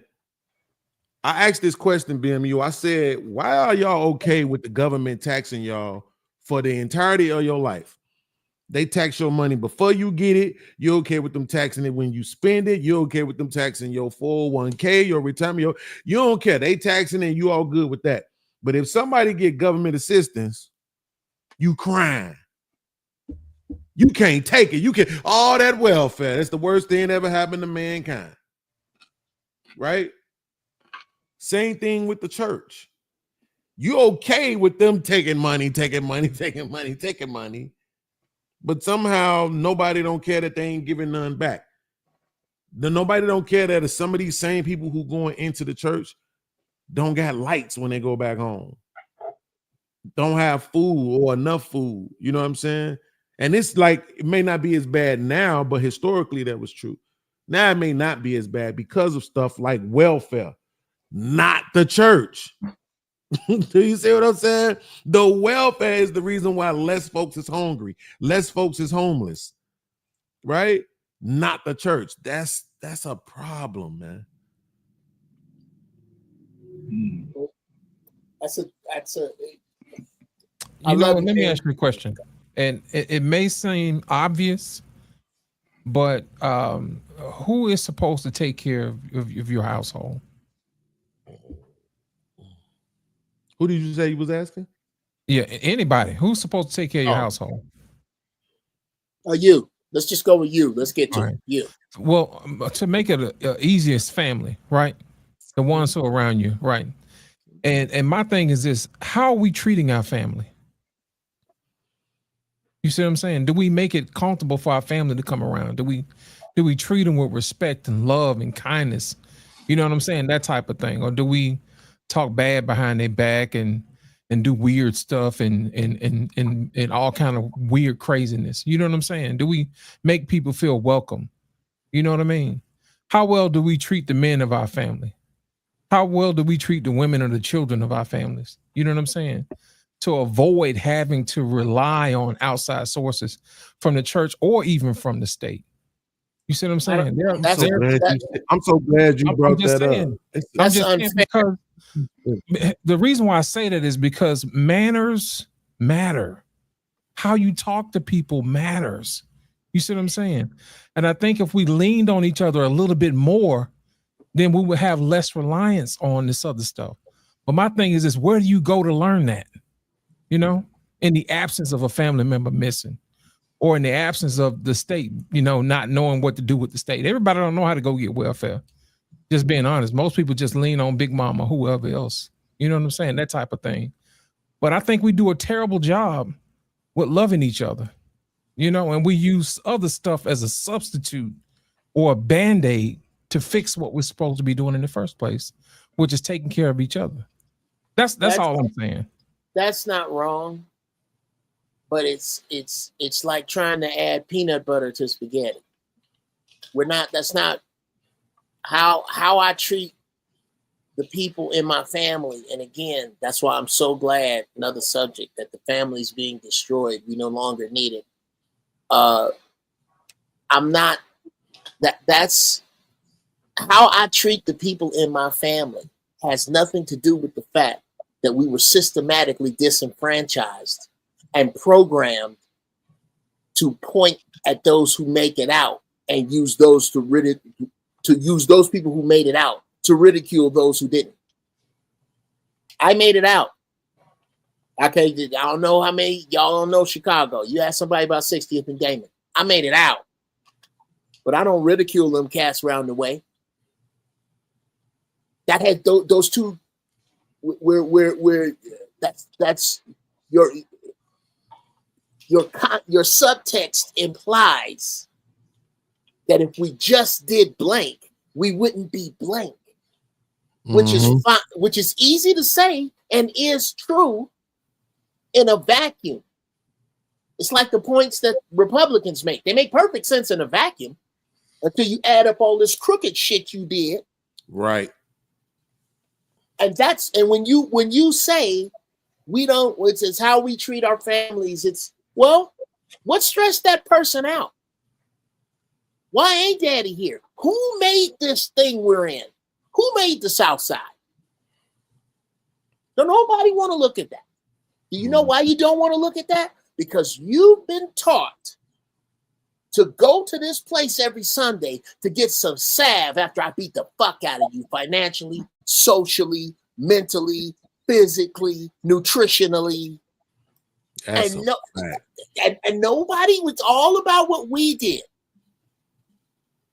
This church thing, and nobody wants to, because you love God so much. Me too. But this church thing was not put together for you to love God. It was put together for you to keep hope alive and be pacified while we are putting our foot so deep in your ass. That's what it's for. And unless and until you're going to be clear and honest about that, we going to ride this merry-go-round all night and the next show you have about it. And there's no way around it. And every time I bring it up, don't a nigga say I'm wrong, but y'all are going and high hurdle it and keep trying to talk about love and what we did. Bruh, the church is fucking you. And there's no way around it. Period. It's fucking you. Hey, can I read this scripture real quick? Just because. Hold that thought real quick. Real quick. Let me get this out the way. Theme-based music, $10 super chat.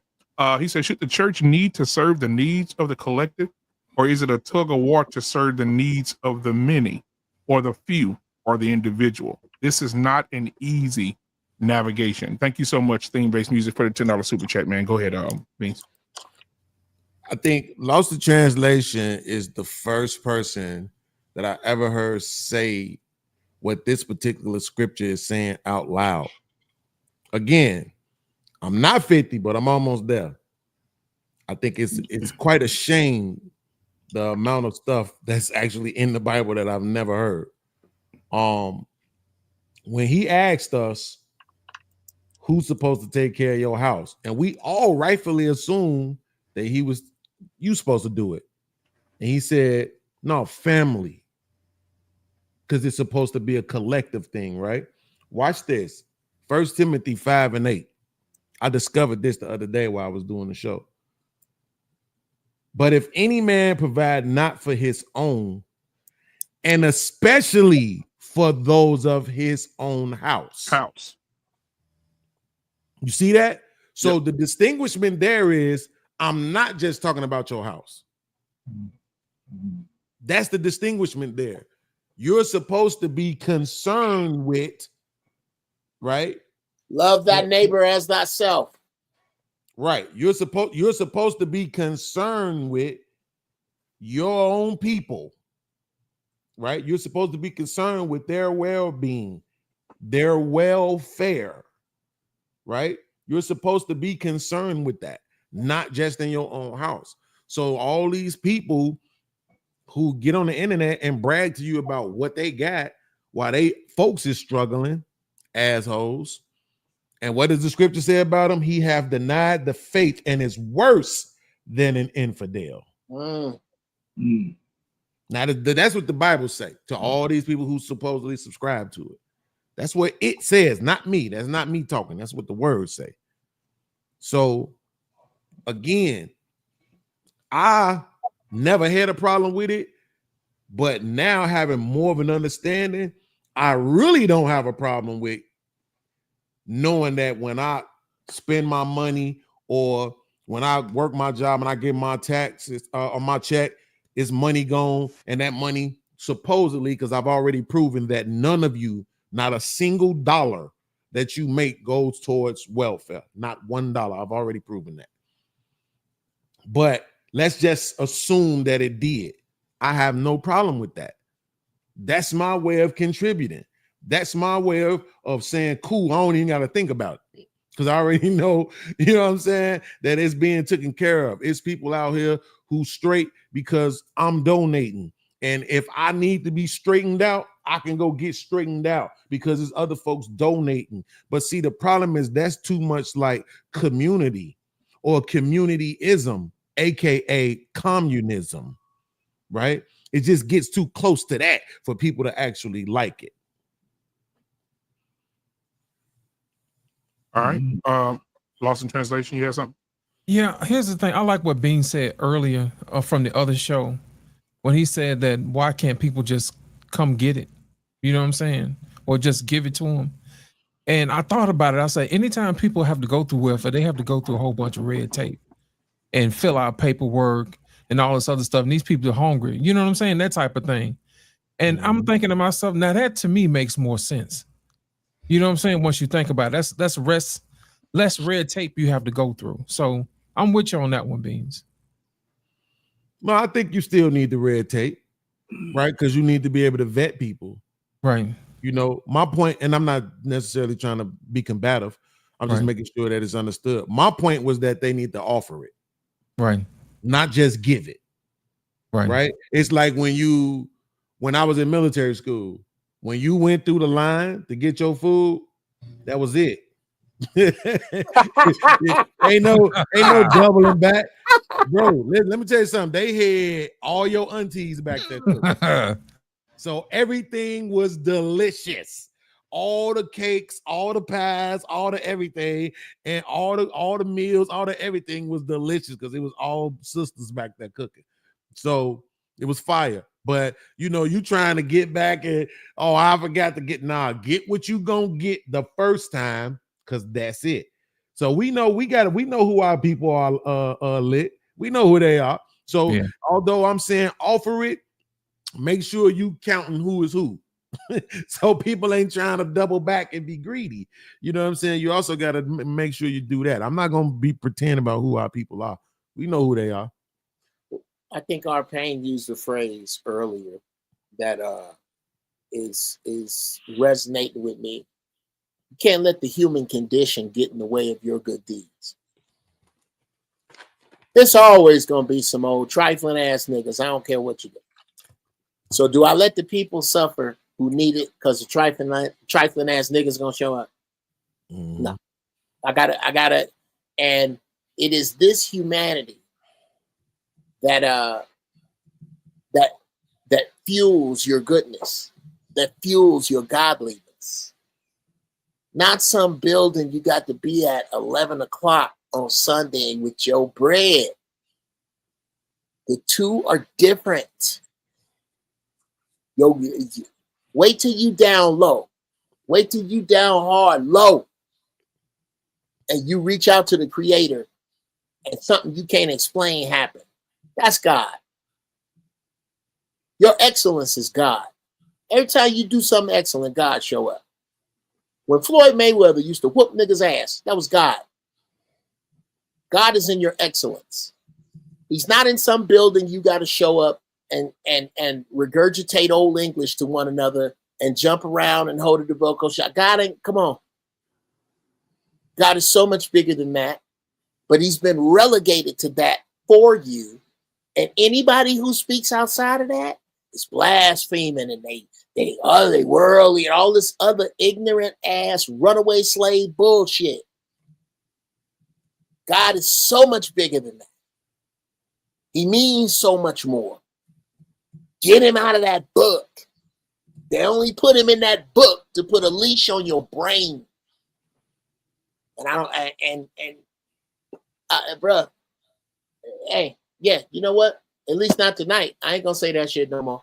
Let's keep talking about whatever. Can I ask something though? Let me ask this. You know, one of the things I had a problem with Joel Osteen, not about how much money he collects every day, every year, the fact that he didn't open this church when the people needed him the most.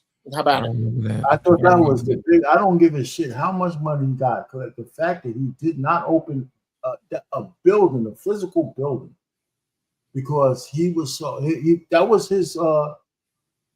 He had both feet on the earth. There was nothing godly about what he did, and he got a pass. I thought that was the biggest. That's the biggest thing. I thought that he. I don't even want to call it a mistake. He showed the fact that he ain't sanctified, or whatever sanctified means. Set aside. Right. Yeah. Whatever that. Yeah. He was. I thought that was a big deal, man. I thought that, and he got a pass. He got more of a pass than he should have. But I haven't forgotten that. Anyway, that's all I'm. That's why I don't really care. Is that when it was flooded? Is that what happened when it flooded? Yeah, in Houston. Yeah. He told those motherfuckers, "You ain't sowing in my church, my castle, my thing." That's the earthliest thing a motherfucking God could ever do. Yep. I never forgot that. Yeah. I think our pain just hit the needle on the head. I try not to, and I come up here with y'all because y'all my niggas, but I try not to have this conversation because people want to keep trying to keep this religious mud hut up, and it's crumbling right around your fucking ears. Again, magic is science. The viewer doesn't understand. It's all magic is. Well, the church has lost its magic because more of the viewers than got hip to the science. You niggas is in here hustling. Hustlers see it. That's why it's hard to get when hustlers join the church, they become deacons or pastors. Because everything else ain't worth it. We see the hustle. This is not about goodness. Goodness is implied. Okay, it's just like when these are the same people who thinks the stripper really likes him. It's a hustle. And as long as you're going to pretend that the God you serve got something to do with this vulgarity, and you're not willing to have a relationship with God outside of this book, you're not willing to ask God the heart. Yeah, I'll say this out loud. One of the most respectful comments I've seen on this channel came from Beans. He asked God a legitimate question. God, why would you not answer my prayer when I wanted to go home and I was in here? And do you know that one nigga even took a stab at it? Well, the Bible says that you ain't gonna take a stab. You ain't gonna say, okay, Beans, I don't know, but here's what I think, and this is my relationship with God, And I would love to talk to you about that later, Beans. This is my relationship with God, and here's what I think, and I sincerely hope this helped you with that problem. But I don't know. Let's pray to God together that he give you some clarity on that. No, nobody. Because as soon as you know a little bit about the Bible, the 3 words you don't want to utter ever is I don't know. Don't nobody I know that purport to, except myself, that purport to have read the Bible will give you I don't fucking know. I don't know why God left you in there, Beans, but I got a few clues. And I would share those clues with you. And that puts Beans closer to God than you and your funky ass ways to just coming up with some mumbo jumbo for a nigga that's dodging bullets. And that's the problem with the church. Church don't want to get real. They love this music, stand around on the Lord. It's time for our offering. And I like the sound this certain way. Calm people, make these porch monkeys think they doing some shit. That shit. And they mix it in with your gifts for music. They mix it in with your gifts for music to put these people in a trance, hustle that bread, see you next Sunday. Those are the core tenets. And ain't nobody talked about the black money in the white bank. Never. True as fuck. They never talk about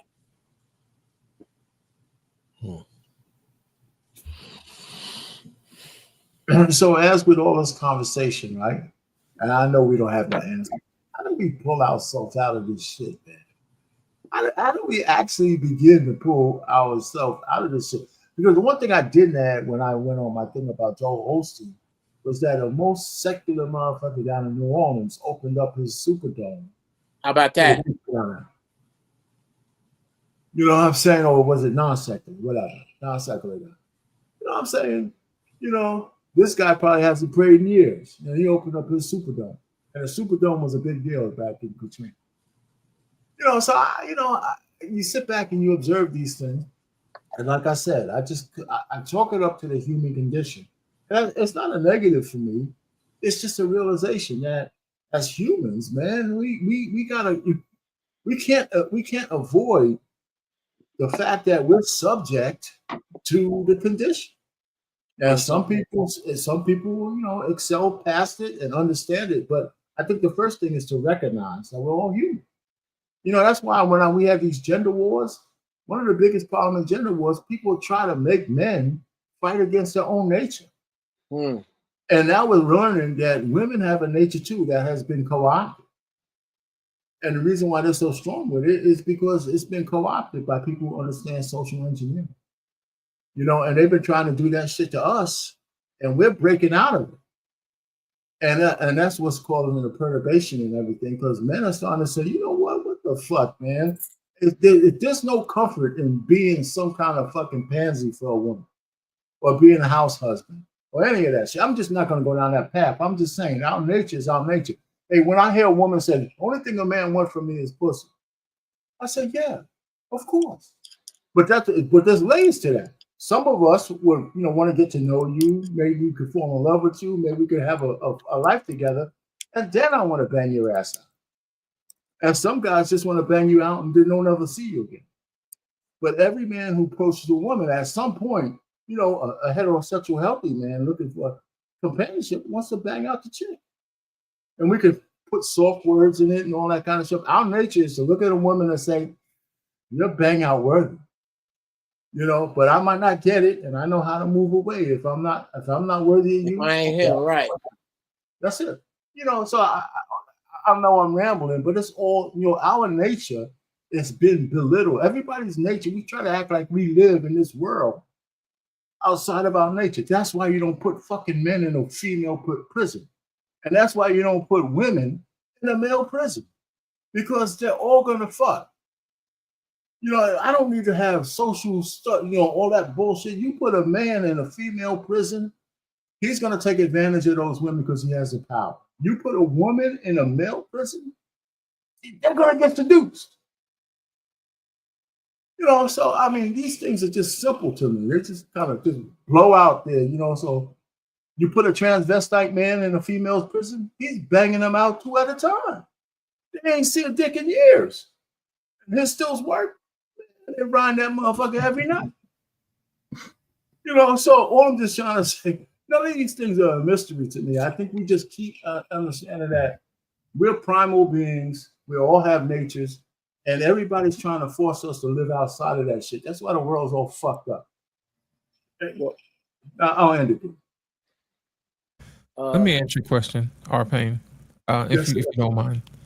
I appreciate your conjecture, but I think a lot of times, sometimes the most simplest things are the most hidden things. Let me ask you a question. Who gains from your salvation or damnation? Who get when you say survey, you mean your servitude? Salvation. Who gains from your salvation or your damnation? Oh man, you know, I never really thought about it that way. I would imagine you first. Let me ask you a question. Who do you think would have the answer to that?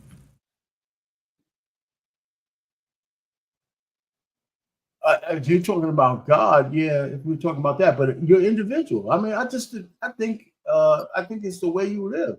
Because if you understand the difference between salvation, I understand what you mean, or damnation, I think the way you live will give you some clues as to where you're going.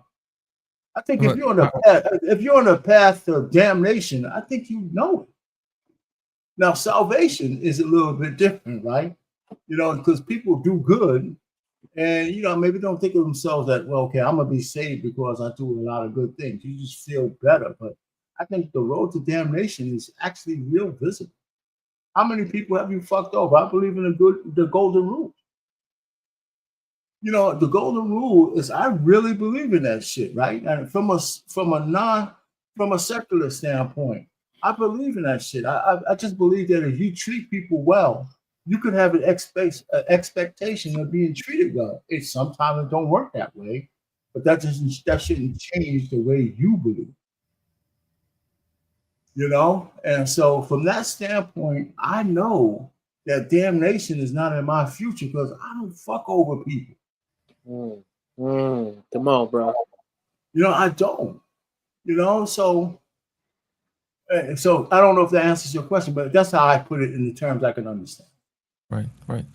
The reason why I ask that, man, is because a lot of times people like to ask people who are not qualified to give that answer. You know what I mean? I don't think I'm qualified, but I just did the best I could. But go ahead. Yeah.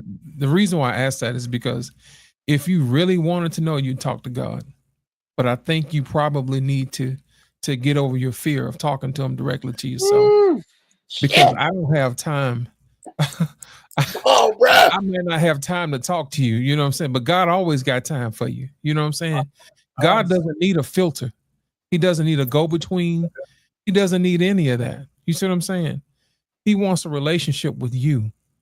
And I think as soon as man gets over his fear of God and sit down and have a talk to him, he'd understand that God loves you. You know what I'm saying? And he wants the best for you. And I think sometimes we have to get out of our own way, man. I really do. No, I agree with that. I do. I do. You know, maybe I haven't put in those words, but I do agree with that. Yeah. All right, man. Well, I think that we had a productive conversation tonight. Next by the week, way, thanks for saying that, by the way. Absolutely, man. Next week, it's going to be we're going to turn it up a little bit more. Next week, we're going to talk about therapy as a trap to feminize men. Ooh, woo, shit. So we'll talk about that next week, next Tuesday, for sure. So is this flipping tables, or we're going to try to get some women up here to talk about that?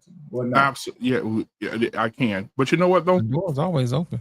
The door's always open. Yeah. If they want to come up, the link in this is not strictly for me, but if they want to come up here, they can definitely do that. Miss Jenny was going to be here tonight, but she's celebrating her mom's birthday. Hey, Hey, tonight. So what's up? shout out to her mom. She posted a video of them out right now having a good old time. That baby boy looked just like his mama. Jesus Christ. Oh my God. If you follow Miss Jenny, she put that baby picture up. I said, Jesus, you mark that baby. Looks identical to his mom. How's she doing, man? She's doing great, man. She came up here, was it last Tuesday, right? She was on with us last Tuesday. Yeah. Okay. So she's doing pretty good, man. So shout out to Miss Jenny. But anyway, I appreciate you, Beans, man. Uncle Jeff, always, man. Thank you, man. If you pass by Def Comedy Jam and make a U-turn at Comic View. Oh, can I go get my little? Can I go get my little funky ass star? I'll be right back. Yeah. Hurry. Let me say this real quick. What you had to do? Pick your dick out the floor or something? No, man. Listen, man. For the young man out there, man, listen, man. Life is gonna challenge you every day. Life is gonna challenge you daily, hourly. It's gonna be people that you are close to. It's gonna be people that you don't know. Life is always gonna present challenges, but again, man, you do have a blueprint that you can refer to, and you have to apply it in your way that's going to get you the best results. Don't go off somebody else's interpretation of what they read. You have to apply it for yourself, and a lot of it comes down to the way you move amongst other men. If you mistreat people, like our Payne said, you might have to go through some tribulations for a while. You know, you might have to struggle until you get out of that selfish mindset. But if you got opportunity to do something for someone, and yourself, then why not take a chance? You never know what the reward can be. And I don't measure any reward, whether it's great or small. Every reward I get when I wake up, it's always a blessing to me. But, so love yourself and treat people with respect, especially as a grown adult, 25 and over, 30 and over. You should always respect self and respect others. You never know. Absolutely. All right, man. Well, I appreciate it, man. Uncle Jeff, what you got for us tonight in your shameless plug? My God damn, he almost fell out that chair. I'm not lying. I didn't see nothing. All right. I almost saw you fall out that chair, but I didn't see it. No, Go ahead. No. I didn't fall. It wasn't that I fell out. It was that my headphones, I left them in the seat. And I sat down.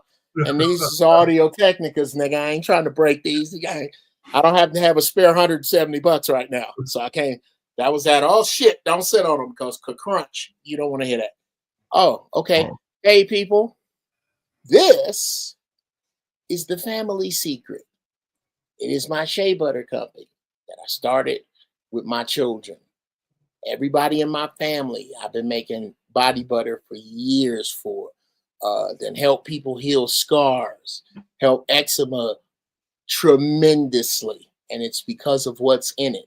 You cannot find a better body butter, I promise you. Because every time I find something better to put in here, I don't give a shit about the